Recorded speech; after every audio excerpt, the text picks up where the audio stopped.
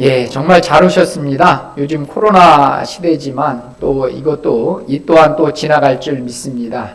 우리가 그리스도 예수 안에서 가장 우리에게 필요한 것은 때로는 성령의 역사이기도 하지만 또 사랑의 수고도 해야 되지만 또 때로는 인내해야 됩니다. 소망 가운데 인내할 때 하나님이 주시는 놀라운 은혜와 또 하나님의 그 크신 복을 받을 줄 믿습니다. 오늘 말씀은 피할 길을 주시는 하나님의 은혜에 대해서 피할 길을 주시는 하나님의 은혜에 대해서 함께 나눠보도록 하겠습니다. 역사는 무엇인가? 역사에 대한 정의를 살펴보면요, 인류 사이의 변천, 흥망, 그리고 그 과정, 그리고 또한 기록이다 이렇게 얘기합니다. 그래서 역사는 한마디로 말하면 기록된 사실을 말합니다.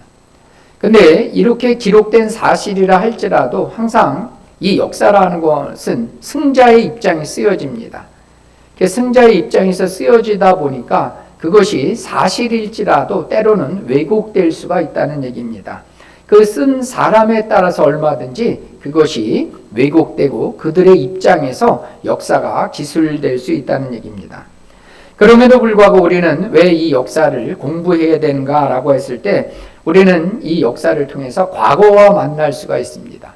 그래서 이러한 과거의 만남을 통해서 우리는 현재 어떻게 살아가야 될지를 배우게 되고요. 또한 앞으로 나아가야 할 그러한 방향을 설정해 주는 것이 역사입니다.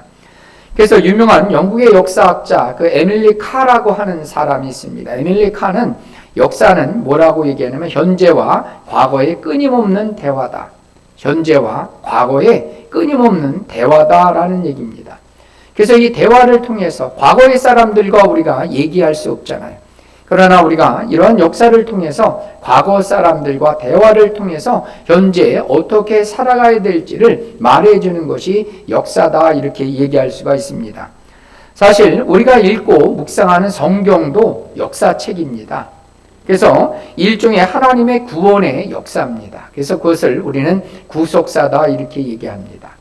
그래서 예수 그리스도를 통한 우리에게 주시는 하나님의 구원의 역사를 기록한 것이 성경이라고 하는 얘기입니다. 근데 얘기했지만 성경은 이미 과거에 기록이 됐어요. 근데 과거에 기록된 성경 말씀을 지금 현재 살고 있는 우리에게 우리가 어떻게 그것을 이해하고 적용하고 무엇보다 순종해야 하는가가 이것이 우리가 성경을 읽고 공부하고 묵상하는 우리들의 자세입니다. 바울은 9장까지 지난주에 이어서 우리가 이 바울이 자신이 가졌던 이 자유를 억제하겠다라고 얘기합니다. 그리고 억제 수준을 넘어서 이 바울은 자신의 자유와 권리를 포기하기까지 얘기합니다. 그 포기하는 그 이유가 뭐냐면 아무쪼록 몇 사람이라도 구원하기 위한 그러한 바울의 복음의 열정이다라고 얘기할 수가 있습니다.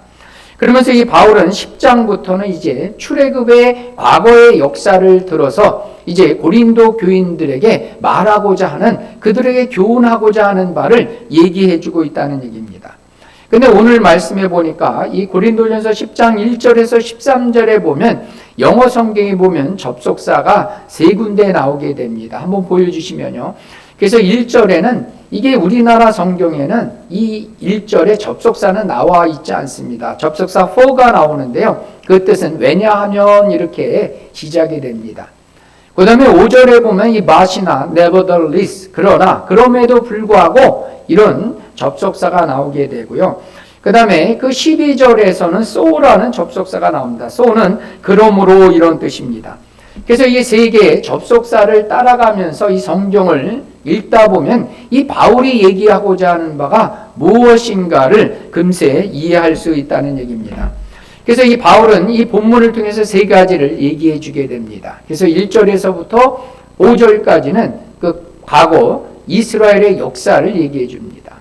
그러면서 이제 6절서부터 11절까지는 이스라엘의 역사와 지금의 현재 살고 있는 고린도 교인들과 대비해서 얘기해 주게 됩니다. 그리고 11절과 12절에 보면 13절까지는 그 말씀에 대한 적용을 얘기해 주고 있다는 얘기입니다.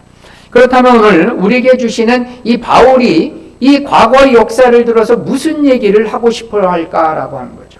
그래서 저와 여러분들도 바울을 통해서 얘기해주는 이것이 고린도 교인들에게 얘기해주는 것이 아니라 우리는 무엇을 잘해야 돼? 적용을 하셔야 돼. 적용. 과거 얘기가 아니라 그것을 지금 나에게 말씀해 주시는 하나님의 말씀으로 들어야 된다는 얘기입니다. 그래서 첫 번째는 과거 이스라엘의 실패를 배우자는 겁니다. 첫 번째는 뭐라고요? 과거 이스라엘의 그 백성들의 실패를 배우자는 얘기가 1절서부터 5절까지 이어지고 있다는 얘기입니다. 그래서 바울은 1절과 5절까지 과거 이스라엘 백성들의 과거의 모습을 얘기해 주고 있어요.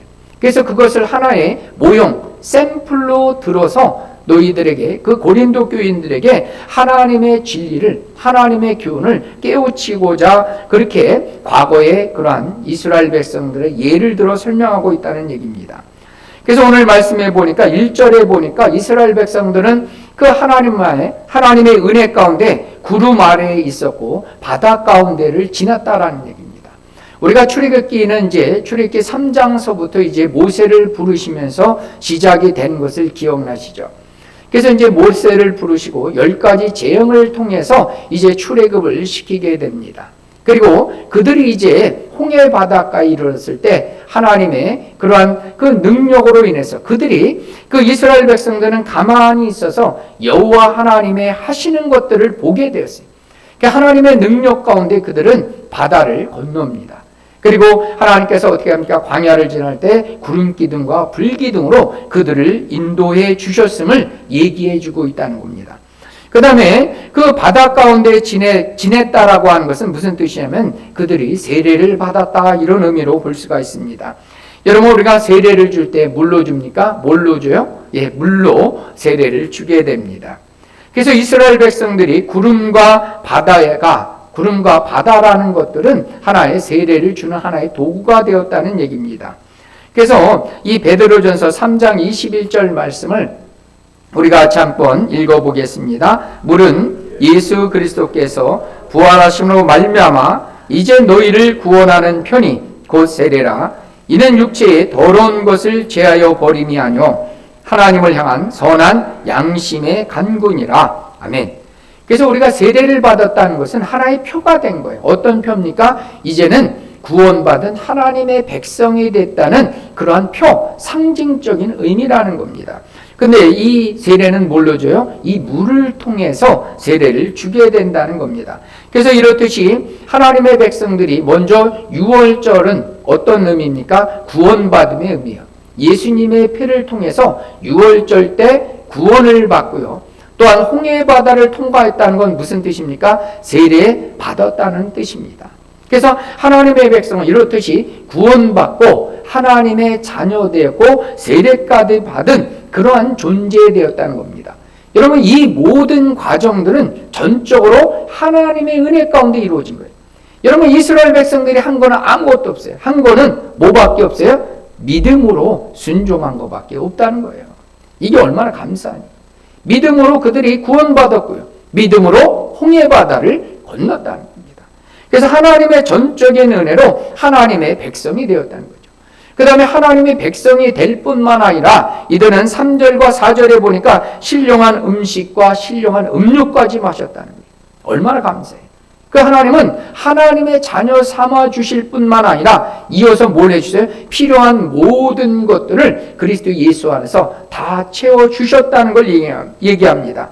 그래서 이것은 신약적 의미로 그 세례를 받은 다음에 뭐 합니까? 성찬에 참여했다는 신약적 의미이기도 합니다. 그래서 그들은 그 출애굽할 때 그 신령한 양식을 먹었어요. 그 양식은 뭐예요? 만나와 메추라기.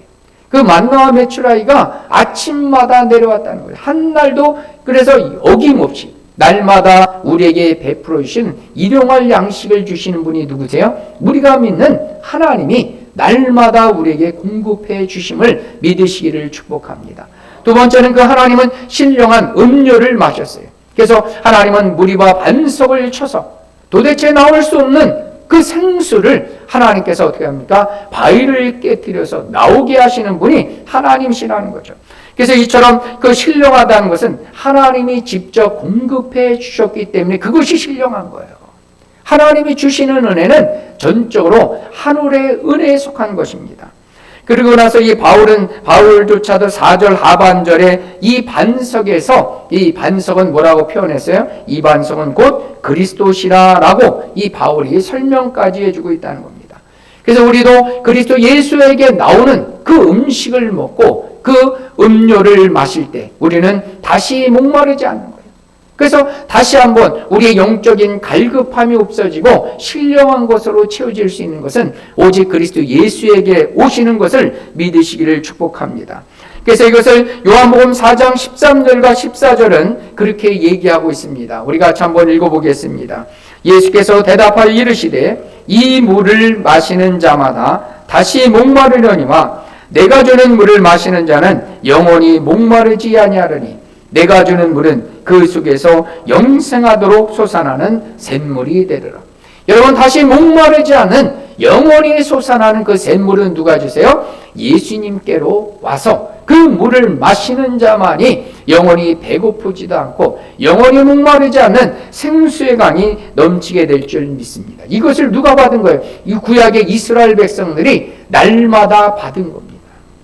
여러분, 저와 여러분들도 예수를 믿고 나서 하나님께서 우리의 삶에 여전히 어떻게 주세요? 날마다 공급해 주시는 일용할 양식을 주시는 줄 믿으시기를 바랍니다. 그러면 한 번도 예외 없이 날마다 공급하세요. 아침마다 새롭게 우리의 삶에 역사하시는 분이 하나님의 은혜가 된다는 얘기입니다. 여러분, 사도 바울은 1절로 돌아가서 우리말 성경에는 접속사 FOR을 얘기합니다. 왜냐하면이라는 얘기를 하고 있어요. 그래서 왜냐하면이라고 하는 것은 앞문당에 원인이 있고 그것에 대한 결론이 있다는 얘기입니다. 여러분, 사도 바울은 9장 27절에서 뭐라고 얘기합니까? 27절 보시면 자신의 몸을 쳐서 복종하게 함은 자신이 남에게 전파한 후에 도리어 버림이 된다는 얘기를 하고 있어요. 그래서 바울은 무슨 얘기를 하고 있어요? 9장에서 자기 몸을 쳐서 절제해야 된다는 얘기를 하고 있어요. 그래서 너희들이 절제를 해야 될 이유가 뭐냐라고 하면서 그 접속사 FOR을 얘기하는 거예요. 왜냐하면 너희들이 절제해서 살아가야 될 것은 진짜 하나님의 은혜를 계속해서 받기 위함이라는 거죠. 하나님의 은혜가 끊이지 않고 멸망당하지 않고 하나님의 은혜를 받기 위해서 너희가 하나님의 은혜의 삶을 여전히 살아가라는 얘기를 하고 있다는 겁니다. 그러면서 이 과거 이스라엘 백성들의 예를 들어서 얘기하고 있다는 거죠. 근데 그들은 어떻게 합니까? 그들은 여러분들 오늘 말씀에 보니까 5절에 보니까 다 멸망당했다는 거예요. 하나님의 말씀에 불순종했어요. 믿지 못했어요. 그래서 오직 누구만 광야를 통과했어요? 그것을 믿는 여호수아와 갈렙만 통과했다. 수많은 사람들이 광야에서 죽고요. 믿음으로 끝까지 순종하며 따라갔던 사람들만 살아갔기 때문에 너희들도 너희 육신대로 하나님의 뜻에 반해서 살아가면 안 된다는 얘기를 첫 번째 하고 있다는 얘기입니다. 여러분, 둘째로 보면 현재 그렇게 너희들은 똑같이 두 번째는 죄를 되풀이하지 말라는 얘기를 6절에서부터 11절까지 얘기합니다. 그래서 여러분 5절에 보니까 그러나 그 수많은 사람들이 죽었다는 거예요. 하나님의 말씀에 불순종해서 죽었기 때문에 너희들은 6절에 우리 같이 한번 6절 말씀을 읽어보겠습니다. 이러한 일은 우리에게 본보기가 되어 우리로 하여금 그들이 악을 즐겨한 것 같이 즐겨하는 자가 되지 않게 하려 함이니. 여러분, 우리의 뭐가 됐어요? 구약의 백성들이 본보기가 됐다는, 하나의 거울이 됐다는 얘기예요. 여러분, 그래서 이스라엘 백성들이 그 구약에 하나님의 은혜를 받고 구원받고 세례받고 날마다 공급해 주시는 은혜로 살아갔던 그 백성들이 결국은 어떻게 실패했다는 얘기예요. 죄악 가운데 불순종 가운데 멸망했다는 얘기입니다.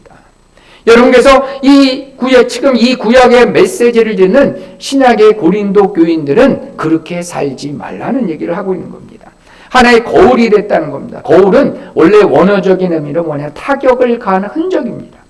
여러분, 쉽게 말하면 공이 부딪히면 공 모양이 생기는 거예요.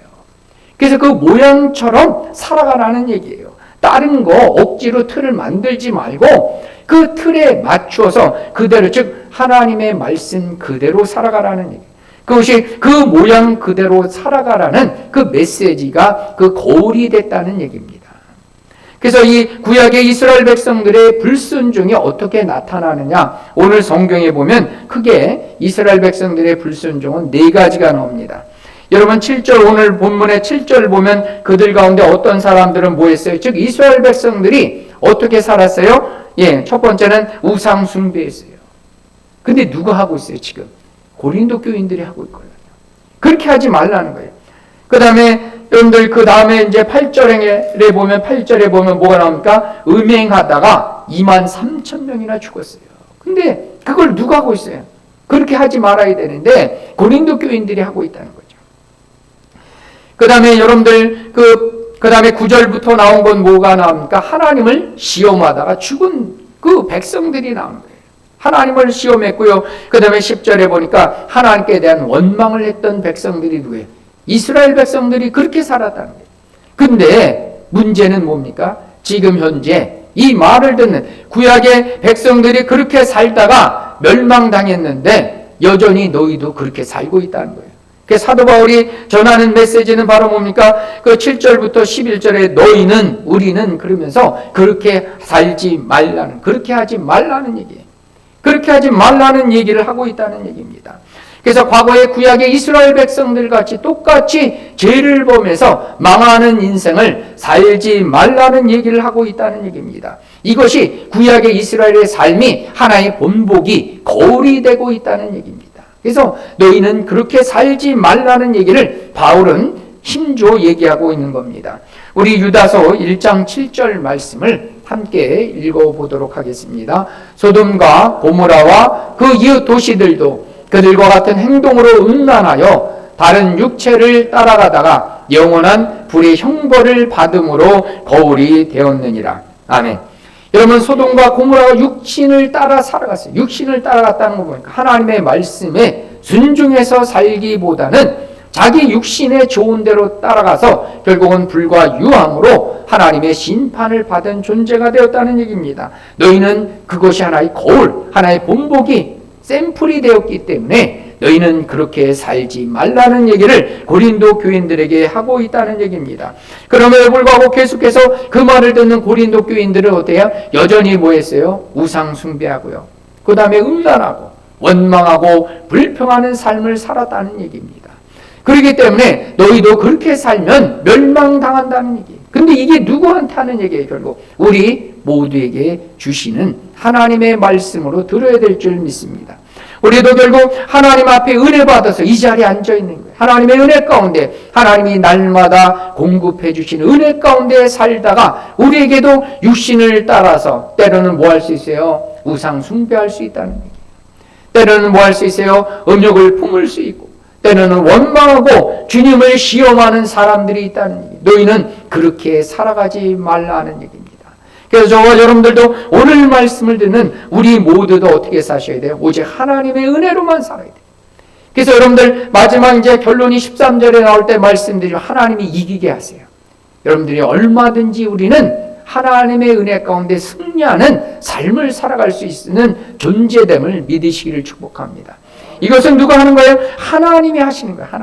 하나님이 하시기 때문에 우리는 얼마든지 이러한 시험과 여러 가지 우리의 육신적인 그러한 문제들에부터 넉넉히 이기게 됨을 우리는 믿어야 될 줄 믿습니다. 여러분 세 번째는 하나님의 말씀을 전적으로 적용하고 우리는 순종하자는 얘기입니다. 여러분 구약의 백성들의 예를 들면서 이것이 이스라엘에게 하나의 좋은 본보기가 되었다는 얘기입니다. 그러면서 사도 바울은 뭐냐면 교인들에게 경계는 뭐예요? 깨우치기 위해서 내가 이 말씀을 기록했다라고 오늘 본문은 정확하게 소개하고 있습니다. 여러분들 오늘 11절에 나온 대로 우리를 깨우치기 위해서, 경계하기 위해서, 너희는 그렇게 살지 않기 위해서 이 사도 바울은 이 말을 기록했다라고 얘기합니다. 그래서 똑같은 실패를 반복하지 않기를 바라는 사도 바울의 마음이 담긴 겁니다. 그러면서 12절에 그러므로 소라고 나왔어요. 그러므로 너희에게 좋은 본보기가 되었기 때문에 너희는 그럼 어떻게 살아가야 되느냐라는 얘기를 하고 있어요. 이게 우리들의 적용점이에요. 그래서 여러분들 12절 같이 한번 읽어보겠습니다. 12절 말씀입니다. 그런즉 선줄로 생각하는 자는 넘어질까 조심하라.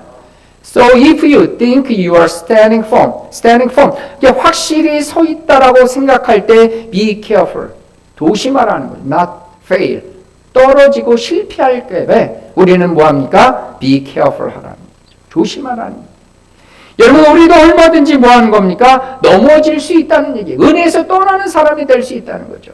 여러분, 실제적으로 고린도 교인들은 어떤 사람들이, 그는 지식적으로, 지혜적으로, 헬라 철학으로, 지식적으로 충분히 많은 사람이에요. 누구보다도 지혜와 지식을 가진 사람이었어요. 그런 사람이 오히려 더 잘 넘어진다는 거죠. 그 다음에 그들은 그 이원론의 바탕으로 신령하다고 본인들이 생각했어요. 경건의 모양을 갖췄다고 생각했어요. 그럼에도 불구하고 그들은 얼마든지 넘어졌다는 거죠. 우리에게도 이것이 말씀해 주는 건 뭐냐? 우리가 교회를 오래 다녔다고 해서 우리가 넘어지지 않는 게 아니라는 얘기예요.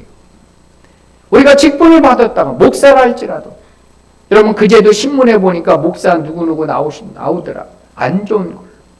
우리는 얼마든지 뭐 할 수 있어요? 넘어질 수 있는 존재라는 얘기죠. 우리는 언제든지 하나님의 은혜에 떠나고 그 하나님의 말씀에 떠나면, 그리고 육신대로 살아가다 보면 언제든지 우리는 실족해서 하나님의 백성이 아니라 멸망당할 존재가 되었다는 얘기죠. 그렇기 때문에 바울은 오늘 이 13절 말씀을 통해서 하나님의 은혜가 구원받은 사람들에게 어떻게 적용되고 있는가를 13절에 얘기하고 있다는 거죠. 그러면서 성도들에게 오는 시험을 얘기하고요. 또한 이 성도들이 당하는 이러한 시험은 이 구원을 하나의 그 무효화시키는, 없애버리는, 시험에 졌다고 우리가 하나님 백성이 아니다 하는 건 아니라는 거죠. 무효화시키는 건 아니지만 하나님께서 이러한 시험의 그러한 그 종류를 얘기하시면서 무엇보다도 그 시험을 이길 수 있는 그 길을 하나님께서 말씀해 주십니다. 그러면서 우리는 그 13절의 말씀을 통해서 그 하나님이 주시는, 우리에게 주시는 그러한 때로는 시험이 있고요, 환난이 있는데 우리가 어떻게 그 환난과 시험을 이겨나갈 수 있는가, 오늘 13절 말씀을 통해서 그 해답을 제시해 주고 있습니다. 그 13절 말씀을 같이 한번 읽어보겠습니다. 사람이 감당할 시험 밖에는 너희가 당한 것이 없나니 오직 하나님은 미쁘사 너희가 감당하지 못할 시험당을 허락지 아니하시고 시험당할 즈음에 또한 피할 길을 내사 너희로 능히 감당하게 하시느니라. 우리 다시 한번 읽어보겠습니다. 사람이 감당할 시험 밖에는 너희가 당한 것이 없나니 오직 하나님은 미쁘사 너희가 감당하지 못할 시험당함을 허락지 아니하시고 시험당할 즈음에 또한 피할 길을 내사 너희로 능히 감당하게 하시느니라. 아멘. 여기서 제가 하나 체크를 안 한 단어가 있는데 미쁘사라는 뜻입니다.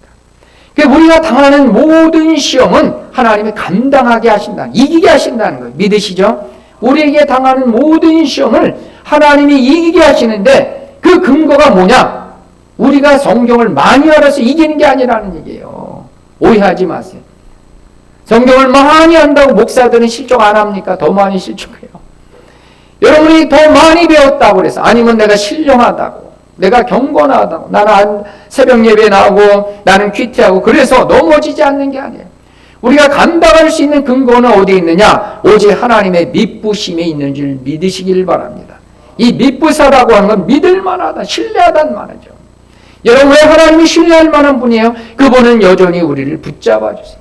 우리에게 여전히 은혜 베풀어 주세요. 그분은 여전히 우리를 하나님의 자녀 삼아 주시기 때문에 우리가 실수하고 넘어지고 때로는 시험에 진다 할지라도 여전히 그분은 나의 하나님이 되신다는 거죠. 그게 하나님의 미쁘심이라는 거죠. 여전히 나를 사랑하는 하나님이 있기 때문에 우리는 이 시험을 넉넉히 이겨나갈 수 있다는 얘기를 바울에게 얘기하고 있다는 얘기입니다. 그들이 가지고 있는 지식에서, 그리고 경건의 모양 때문에 이러한 시험과 환난을 이기는 게 아니에요. 하나님의 도우심과 은혜, 그리고 여전히 사랑하시는 그 미쁘심 때문에 우리는 반드시 모든 시험을 이겨나갈 줄을 믿으시기를 바랍니다. 두 번째는 하나님께서 시험당할 즈음에 하나님께서 오늘 말씀해 보니까 어떻게 하세요? 피할 길을 내신다는 거예요. 반드시 뭘 주세요? 하나님은 피할 길을 내셔서 능히 감당하고 이기게 하시는 분이 하나님이시라는 얘기예요. 하나님은 우리가 당하는 시험에 절대로 무관심한 분이 아니에요. 나 몰라라 하신 분이 아니라는 얘기예요. 하나님 우리를 자녀 삼으셨기 때문에 여러분들의 자녀들, 나의 자녀들은 어때요? 우리들의 자녀 무관심한 게 아니잖아요. 여전히 그 하나님은 그 사랑하신다는 그 환난을 이기도록 여전히 하나님은 도와주시고 은혜 베풀어 주시는 하나님이라는 거죠. 그리고 하나님은 그 욥이 당하는 고난처럼 모든 것은 하나님의 주권하에 이루어지는 거예요. 세상은 사단이 지배하는 것 같고 어두움이 지배하는 것 같고 세상의 권력이 힘을 가지고 있는 것 같지만 하나님이 모든 것을 다스리고 이끌어 나가신다는 것을 우리는 기억해야 됩니다. 그리고 하나님은 시험 당할 즈음에 우리가 어떻게 돼요? 능히 피할 길을 주세요. 피할 길. 그래서 피할 길을 주셔서 반드시 그것을 시험을 통과하고 이기게 나가시게 하시는 분이 하나님이시라는 거죠. 그래서 우리는 하나님의 믿부심 가운데 살아가는 모든 성도는 출구 없는 시험은 없다는 거예요. 우리 같이 한번 따라해 보겠습니다. 출구 없는 시험은 없다. 예, 출구 없는 시험은 없는 거예요. 여러분, 우리는 그래서 가끔가다 동굴과 우리는 터널의 얘기를 합니다. 동굴은 뭐예요? 꽉 막힌 거예요. 어둠과 절망에 갇혀있는 그런 인생을 살아가는 존재들이 아니라는 거예요. 우리는 반드시 뭐예요? 출구가 있는 인생을 살아가고 있다는 거예요. 지금 어두워도 여러분 절망하지 마시기 바랍니다. 반드시 하나님의 길을 여시는 그 광야의 길을 내시고 사막의 강들을 내어 마시게 하시는 하나님의 은혜가 있는 줄을 믿으시기를 축복합니다. 그래서 그 하나님은 반드시 출구를 내시는 그 길을 통과하게 하시는 분이 하나님의 은혜라는 겁니다. 그래서 우리는 기억해야 됩니다. 반드시 하나님은 그 시험 가운데 함께 하셔서 우리를 붙잡아 주시고 끝까지 우리와 함께 하시는 사랑의 하나님 되심을 믿으시기를 축복합니다. 여러분, 이사야서 41장 10절 말씀을 함께 읽어보도록 하겠습니다. 두려워하지 말라, 내가 너와 함께함이라. 놀라지 말라, 나는 네 하나님이 됨이라. 내가 너를 굳세게 하리라. 참으로 너를 도와주리라. 참으로 나의 의로운 오른손으로 너를 붙들리라. 우리 다시 한번 읽어보겠습니다. 두려워 말라, 내가 너와 함께함이라. 놀라지 말라, 나는 네 하나님이 됨이라. 내가 너를 굳세게 하리라. 참으로 너를 도와주리라. 참으로 나의 의로운 오른손으로 나를 붙들리라. 아멘. 여러분, 제가 이 성경 말씀을 예수 믿고 나서 두 번째 암송했던 말씀입니다. 첫 번째는 그 시편 23편이었고요. 두 번째는 이사야서 41장 10절 말씀이었습니다. 여러분, 두려워하지 않는 거예요, 우리 인생. 어떠한 상황 가운데도 두려워하지 않는 것은 왜 두려워하지 않는 거예요? 주께서 함께 하시는 거예요. 주님께서 붙잡아 주시기 때문에 우리는 뭐합니까? 어떠한 시험과 환난 가운데도 우리는 넉넉히 이기게 됨을 믿으시기를 축복합니다. 하나님께서는 지금도 여러분이 당하는 고난과 아픔을 아십니다. 그리고 찾아가서 위로하시고 세심 주시고 그러면서 과거에 우리가 성경 말씀을 통해서 그들과 같이 되지 않기를 기도하면서 우리를 붙잡아서 천국까지 이끌어 주시는 분이 우리가 믿는 하나님입니다. 우리 같이 찬양할 때요, 날이 저물어 갈 때, 제가 참 이 가사를 좋아하는데요,